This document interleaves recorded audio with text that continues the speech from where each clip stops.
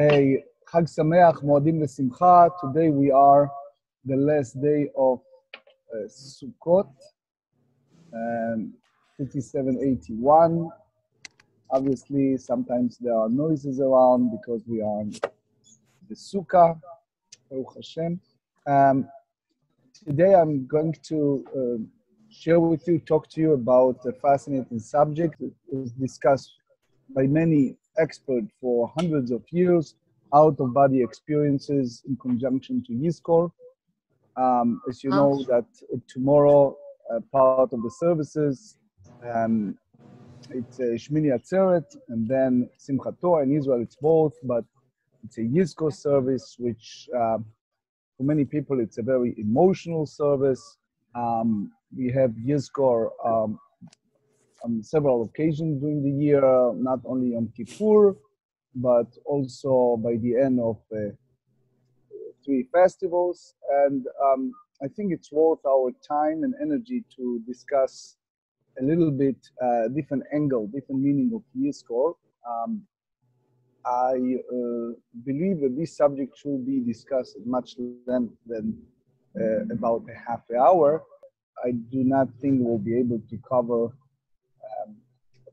even the ground in the 30 minutes. We'll just touch the very vignette, very basic understanding of Yizkor and the meaning of Yizkor from the, I may use the word, scientific researches. So first, I want to share with you something that connected to the world of Kabbalah, and it's the concept that it's called Kav Yarok.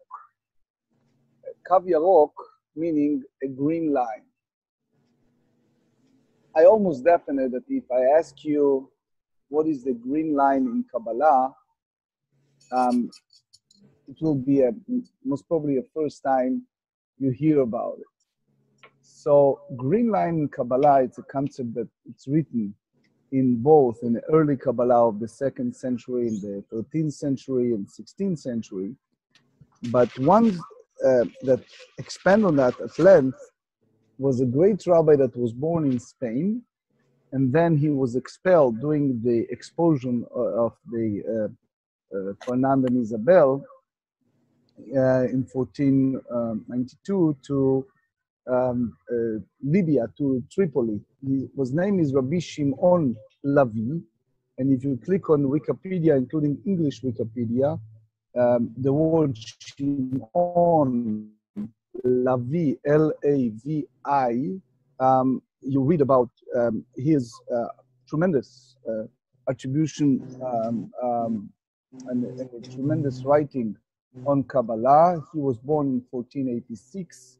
He died at the 1585 in Tripoli, and he built the Jewish community in Libya. He wrote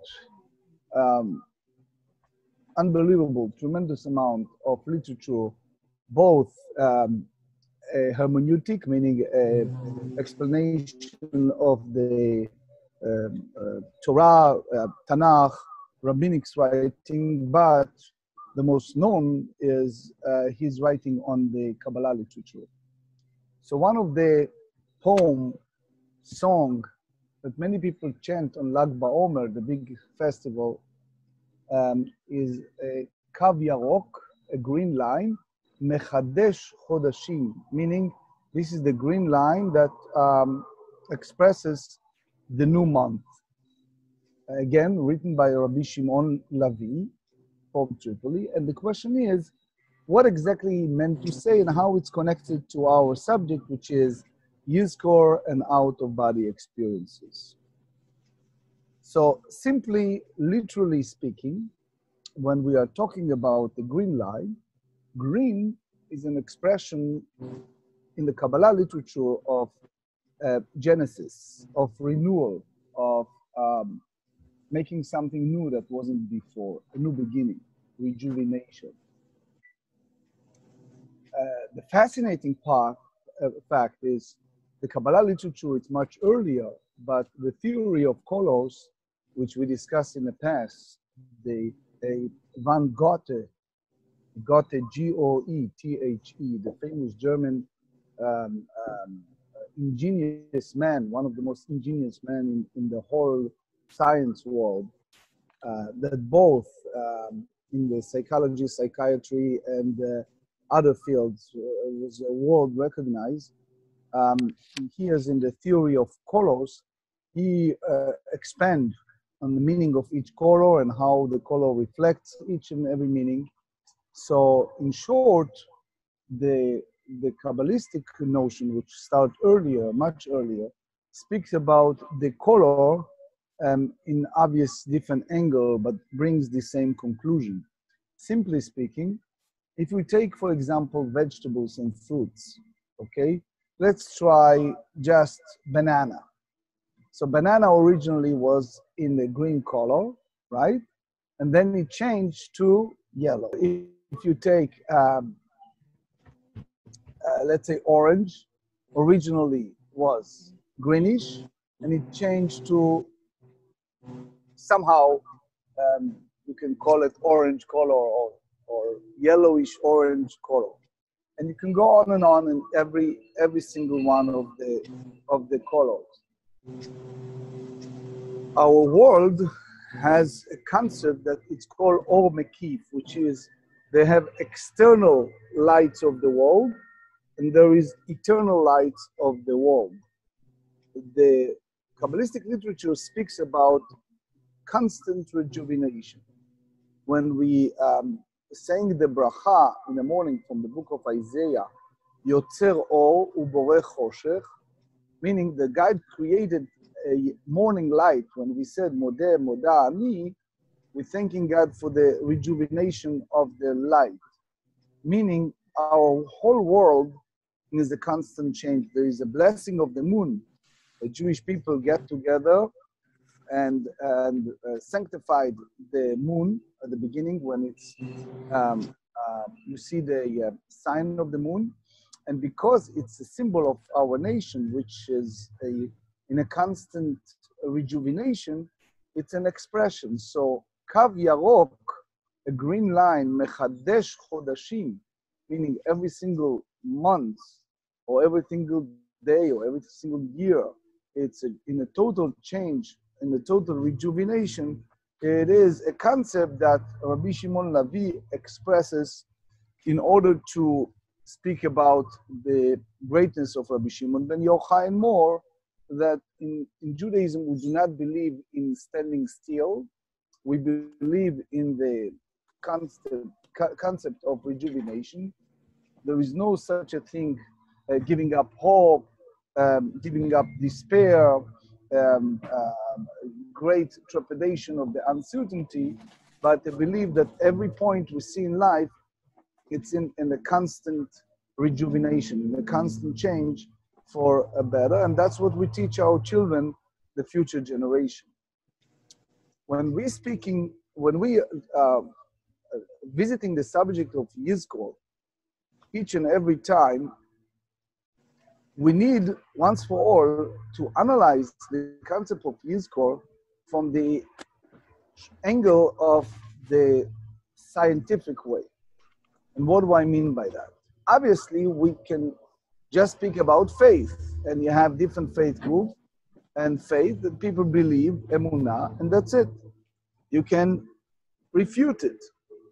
But if you try to deal with this subject from the scientific way, in the past 100 years, particularly past 40 years, there are 5 great researchers in the field of both psychiatry and psychology that dealt with the issue, with these 5 issues. Namely, 1, near-death experience, which call in their abbreviation NDE. Concept number 2, it's called OOB, which is out-of-body experience. Concept number 3 is regression therapy, or is a special medium and communication toward telepathy or all kind of different communication. And number 5 subject of research is called Gilgul Neshamot, which lucidly can translate as a transmigration of souls, or the non-Jewish way, the reincarnation of souls. Robert Kastenbaum was the president of the International Psychiatry Researchers. He is one of the world leading experts, Robert Kastenbaum. You can read some of his books, who wrote extensively scientific researches over life after death and the meaning of life after death. If you take his first writing in 1984, he put it as a question mark. Does there is any life after death? And again, we talk as psychiatrists who are dealing from the field of scientific researches, not by any means from any faith group per se. His book was printed in the millions, and it's a matter of fact that it was printed 8 or 9 times. Expand on this question extensively. In very, very short, he tried to say at the very beginning segment of his book that there is a lot of fake news, there is a lot of hallucinations, misleading, charlatans, people who fake information and more. And he obviously rejects all of that by saying that that's not a scientific research by any means. But then go to the second part of his writing, which is he searched each and every one of these 5 phenomena. Before we go to his conclusion, there are many others that world-recognized experts from the non-Jewish world that search this subject. Take, for example, Ian Stevenson. Ian Stevenson is world-renowned expert, top universities, that are dealing with the concept of transmigration of souls. He made research for more than 600 cases, and he was well-respected in the science world. So basically what he tried to focus is in the OBE or NDE, mainly with the idea of out-of-body experience and how the science world treat or understand what exactly happens to someone who's no longer among the living. But before we continue, when we visit this subject on the time of Yizkor, and soon you see how all of that is interconnected, there is a question mark that we need to put at the end of this subject, which is there is a life after death. You can put it in exclamation mark, or you can put it in a question mark. There is a life after death. How do you know? Since no one returned from there, no one came back, so how do you know? We talk about the concept of Yizkor and out-of-body experiences and life after death. For those who just join us, in a very brief, I'll go over what we discuss. We start with the idea of revisiting in several occasions during the year our loved ones in the form of a getting together and congregate by saying a memorial prayer Yizkor for our loved ones. We do it on the Day of Atonement, on Yom Kippur. We do it on the festivals, on the 3 festivals by the last day of the festival. And obviously at the anniversary, at the Yod side, we're doing it by either visiting the graveside of our loved ones or lighting candles, giving charity, and making some Kaddish and other prayer in their memory. And we ask, quote unquote, more a scientific question, namely, is there a life after death? Meaning, is that possible when we are visiting our loved ones in a sense of mental visiting, getting to the services and feel connected, almost like hearing our loved ones talking to us, not in a sense of reflection and memories of the past, but almost like they are here with us, talking to us. And we are in a situation that we need to, as much as we can scientifically, understand what exactly transpired. So the way I would like to approach it is more kind of from the scientific view. And the first point of departure is they understand how in the past 100 years, the field of both psychology and psychiatry dealt with this phenomena. So first, let's point it out and understand the phenomena. There are 5 different phenomena involved with a end-of-life experiences. In the scientific world, it's called 1, NDE, which is near-death experience. Number 2, it's called a O or B, out-of-body experience, or OBE. Number 3, it's called regression therapy, which in the field of psychiatry, in the last several years and after residency, most of the psychiatrists needs to go to a special regression therapy, either as a patient or as a assistant expert who treated patients for regression therapy and more. There is a 4th one that is called a medium and telepathy and communication, indirect communication, which we'll talk later, if time allows. And then the 5th one, I use the word Gilgul Neshamot. You can use the word, the Kabbalistic concept, it's called transmigration of souls, or you can go by non-Jewish concept, which is the reincarnation of the souls. Dr. Robert Kastenbaum was the president of the American Association of Psychiatry. He wrote extensively on this subject as a not only psychiatrist and expert in the field. He did a lot of researches. And I don't need to tell you that when it's come to science, they don't go by just people say things. They go always toward a lab or toward a scientific research and check it before they come out with conclusions. So in his famous book with a question mark, There is Life After Death, originally was written in 1984, since that was printed 8 times in the millions.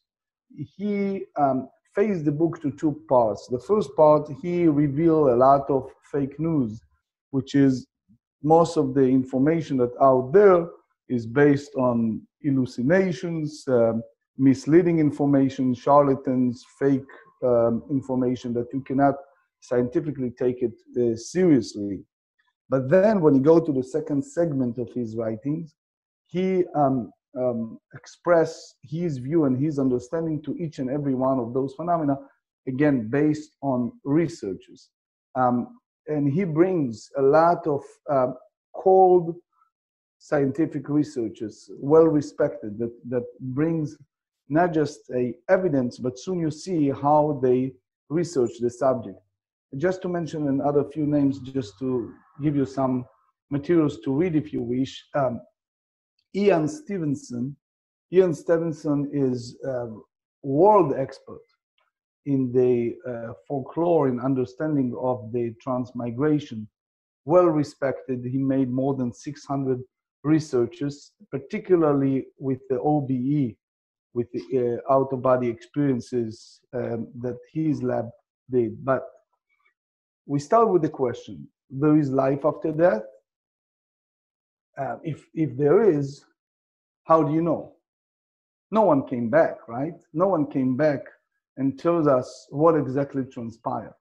So scientifically speaking, that's not a claim. That's not, meaning in the world of science, even if you have 1,000 people that come to us and tell us we are dead and we are back. You ask questions like, how do you know that they experience death? How do you know what is death? When it's come to the science world, you have to do a research and you have to repeat many times the research. Otherwise, you cannot have a scientific claim. So the way to treat it, I'm going to show with you just a little example how it works. And for our discussion, I'm using two names, just using,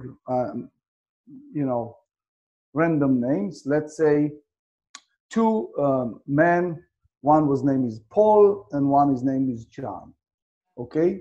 And Paul and John, they are best friends since their childhood, okay? And they are together in the kindergarten, they are together in the elementary school and middle school, the high school, college. And one day, when they are in their early 20s, they went to one of those California high heels, and while they are around one of those, very dangerous place and riding a motorcycle, Paul take turns, and it turns out that the motorcycle flip on him, and before you know it, he's gone. And John called the police, and the police came. They identify him as dead, and they go for the whole heartbreaking funerals and more. Okay. Time passed by. Several months went by. John still thinking about it.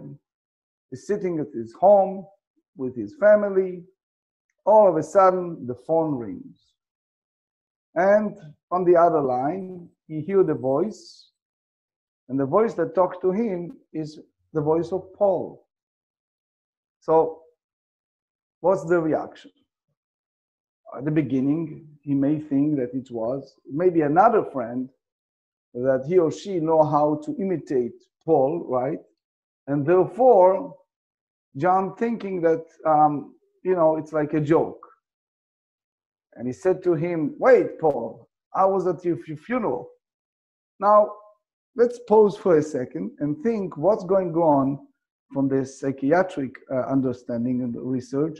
What's going on in the brain of John? What are you thinking? His senses, he hear the voice of Paul, right? He hear a clear voice of someone that he spent about some 20 years of his life, day in and day out, with his best friend, right? Now, he can think that someone just faking the voice of the other guy, of Paul, but he have his doubt because the other voice is talking to him, all right? And Paul talked to him about things that they remember together, joint memories, special memories. So let's stop here and understand.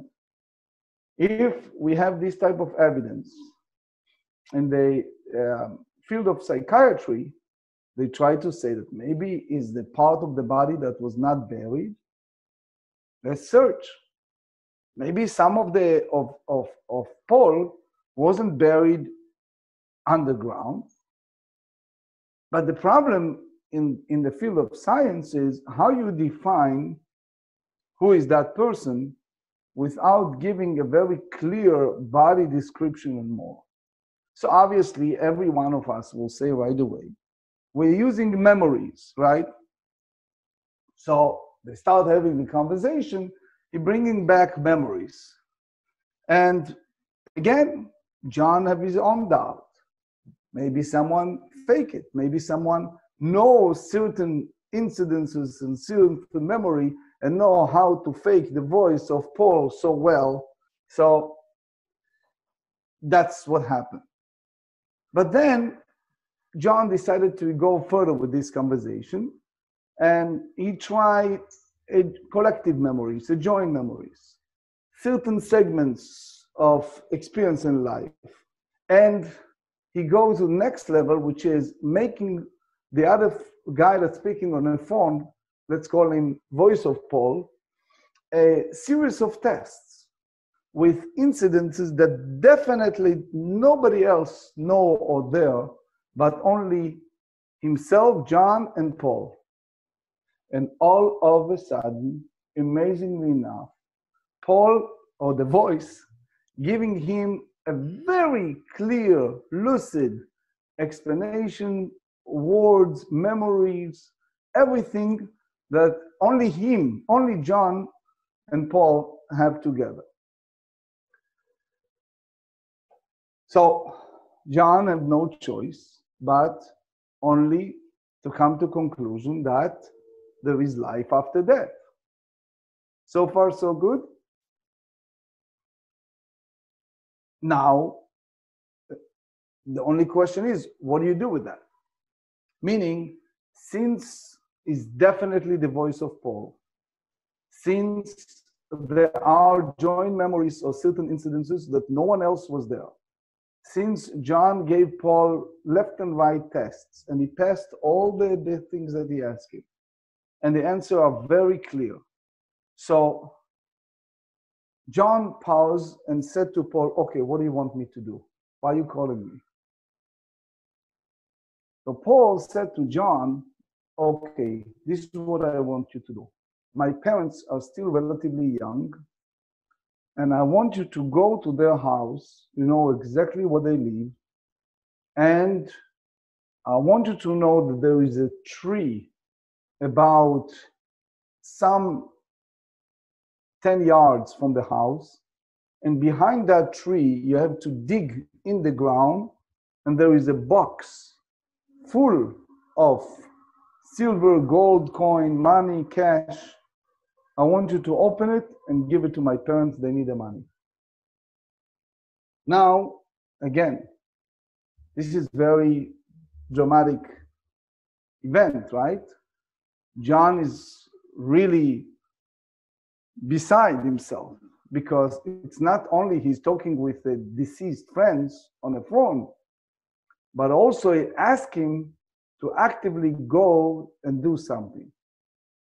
So there's no way for John to deny the fact that someone on the phone is real, but he said, okay,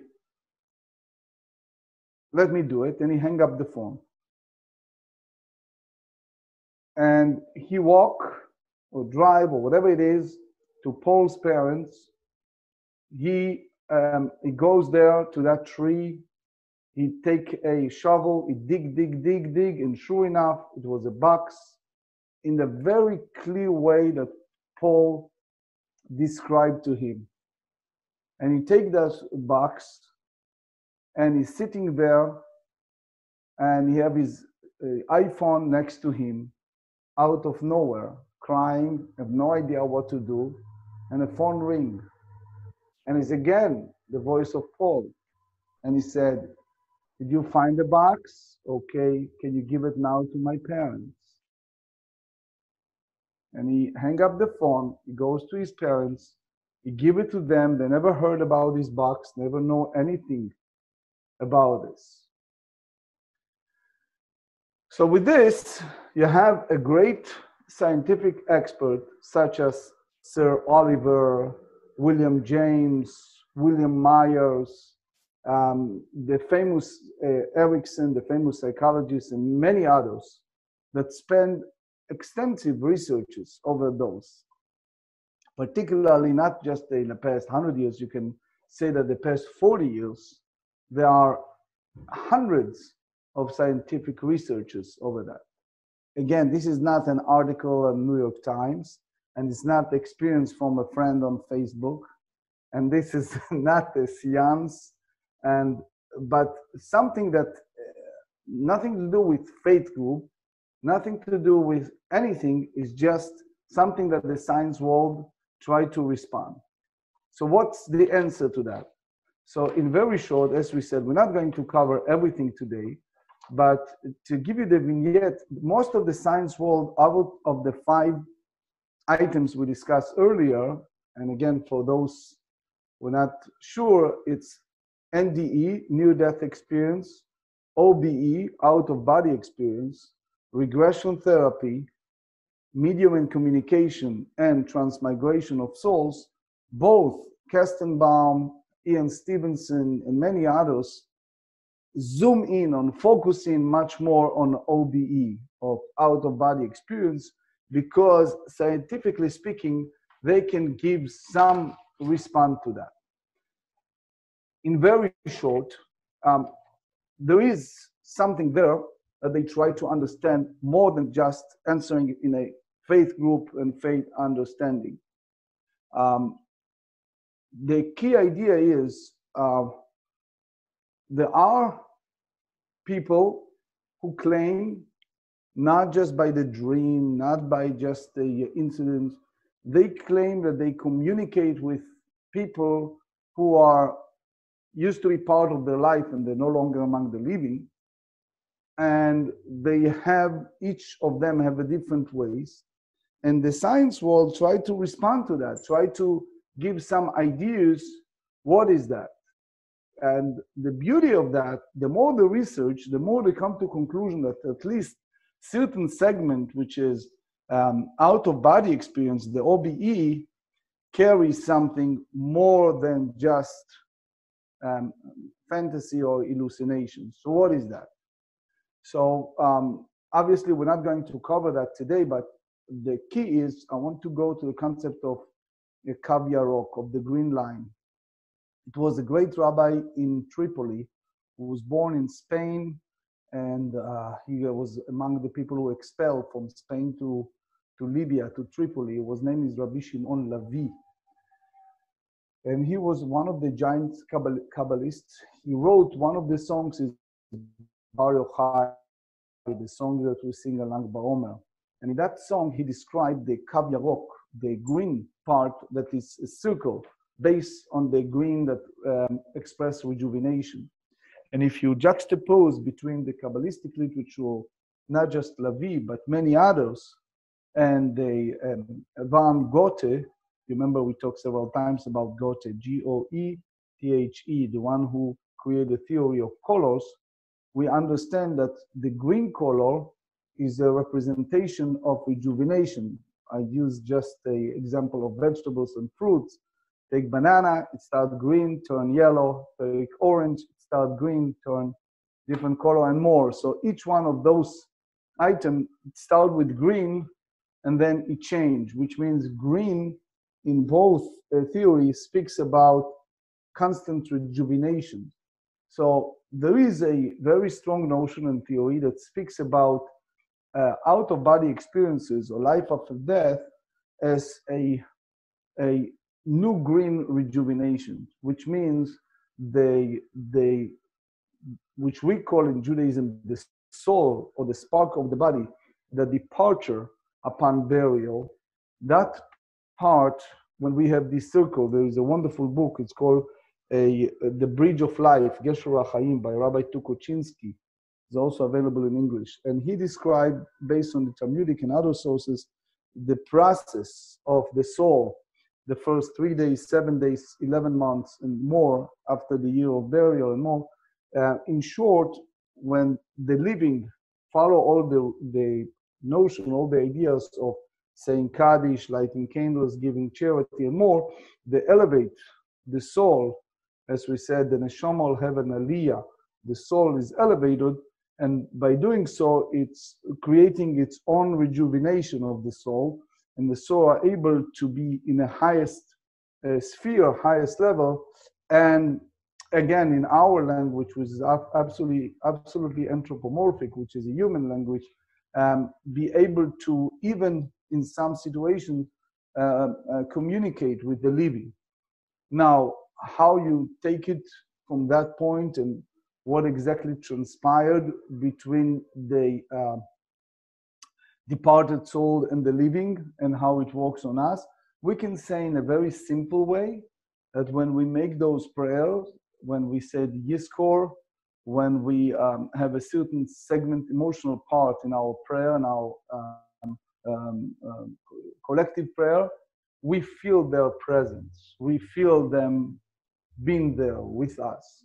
And we communicate somehow with them in one of the 5 ways we mentioned. And therefore, Judaism believe very strongly in the Kav Yarok Mechadesh Chodashim, which means that it's a rejuvenation of the green of both of the living and the dead, and especially now with this greenish, the Sukkah, the end of the cycle, the 7 days, the Hoshana Rabbah, taking the 5 Hoshanot, beating them, that the rabbi said that beating the leaves is a tears, is an expression of cleansing of the soul by fasting on Yom Kippur, cleansing of the spirit by doing teshuvah and more. We're going through a process of green, which is rejuvenation, and it's a duality of rejuvenation. It's the rejuvenation of the physical body, it's a rejuvenation of our spiritual part, but it's also a rejuvenation of the departure. We believe that the spirit of the departure never disappears. It's always there. The body departed. So therefore, we are capable toward our teshuvah, tefillah, tzedakah, and all of our good acts to communicate and elevate both the living and the departed. That's, in very short, the idea of Yizkor, and why we are saying Yizkor, and why we see all different phenomena. And I can say as a clergy, but I can speak also from the experience of friends and others, that this is something that very often happens to people. And we don't treat it as something strange or hallucination, but we try to make sense out of all of that. And we said, if we follow the decorum, which is research of our deeds, try to do better, making a commitments for a resolution for a new year, for a better life, and lighting candles, giving charity, we believe that we are able to be a better people, better soul, and helping and bringing the world, which we call tikkun olam. Tikkun olam meaning a repair, and you have to agree with that the world needs a tremendous repair. And the blessing that I want to wish everyone, it's Kav Yarok Mechadesh Chodashim, that each of us experience the green line, which is the rejuvenation, the light, the rejuvenation in both in our spiritual part and obviously in our physical part as well. Thank you very much, and I'm looking forward seeing you at the Chag and the Shabbat services. Moadim l'simcha. Chag Sameach.